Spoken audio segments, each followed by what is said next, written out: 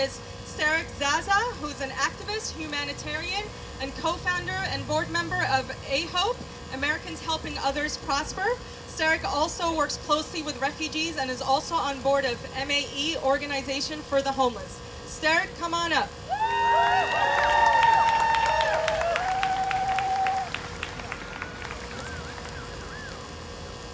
Bismillahirrahmanirrahim. Assalamu alaikum, everyone. Can you all hear me? Are you sure? Can you hear me? Yeah. Okay. All right. Bismillahirrahmanirrahim. The reason I chose this particular topic to speak about is the other day I went to 2 rallies in one day. And a Muslim sister asked me, what did you accomplish going to these rallies? What did you get out of it? I was absolutely dumbfounded, speechless. I couldn't believe that this sister asked me this. I just looked at her and said, if this is the only tiny thing I can do in front of God, in front of Allah subhanahu wa ta'ala, then I'm going to do it. Yeah.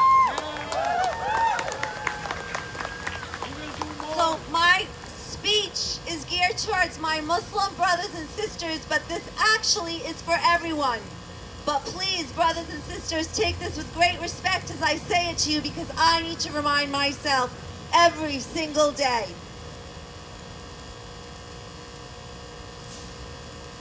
Many Muslims are hesitant to get involved in politics or just indifferent, and this is for several reasons. Some feel it is a waste of time and energy to be political because it takes away from our time to worship, and that as Muslims, our priority in this life is our personal, private worship of God. This might look like not participating in elections, not participating in protests and demonstrations, not spreading awareness of injustice and plagues, injustice that plagues our world, not openly and firmly condemning the oppression and marginalization of different people, and the list goes on. But some Muslims remain neutral, not to offend anyone. They want to maintain likability, and they fear that being too radical in their political stances may deter from people from coming closer to our faith. They may walk on eggshells, especially in the regards to this sensitive topic tonight of Palestine and Israel. I stand here today to remind you that Islam is a way of life and is very clear on matters of injustice and oppression. By default, pursuing justice should define our identities as Muslims. It is our divine duty. In the Quran, in the chapter Al-Nisa, verse 135, O you who believe, stand out firmly for justice as witnesses to Allah, even against yourselves or your parents or your kin, and whether it be against the rich or the poor, for Allah can best protect both.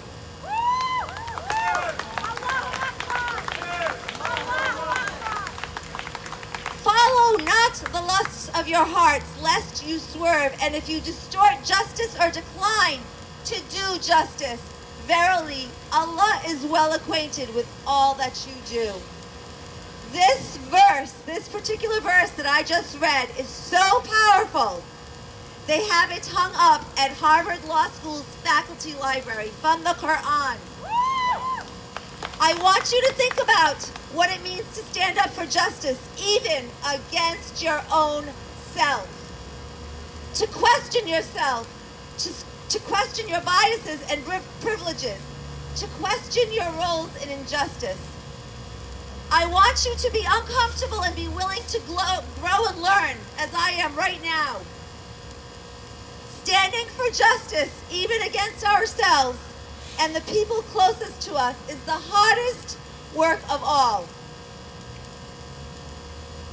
Furthermore, in Surah Al-Ra'd, verse 11, God says, indeed, Allah Allah will not change the condition of a people until they change what is in themselves. Our Prophet Muhammad, peace be upon him, said, whoever witnesses evil, let him change it with his hand. And if he is unable, then with his tongue. And if he is unable, then with his heart. But this is the weakest form of faith. It is not enough to simply pray and call on the power of God, especially if we are able to do more. Islam does not allow us to be bystanders to any form of injustice. We are morally obligated to do everything in our power to eradicate oppression. One way or another, we can all contribute. I'm wrapping it up. One of my favorite quotes about power is the most common way people give up their power is by thinking they don't have any. That's right. The point I'm trying to make, you cannot separate politics from your Muslimness. You cannot be neutral and indifferent as this aids the oppressor. You cannot remain silent.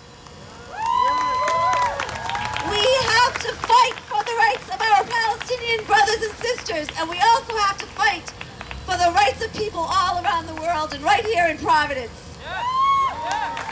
When you stand before Allah subhanahu wa ta'ala on the day of judgment, are you going to be able to answer that question of him? What have you done for the wronged and oppressed? So educate yourselves, engage in constructive dialogue, stand firm in justice even if it offends your own family and your friends, even if it drives people away from you, even if your voice is shaking. This is your moral, and I speak to everyone now. This is your moral and spiritual duty. It is the moral and spiritual duty of Muslims. It is fard. It is an act of worship to strive for justice just as much as praying and fasting are. Do not forget that God sent our beloved prophet, peace be upon him, to bring about social justice. With no justice, there is no peace. I want to hear you.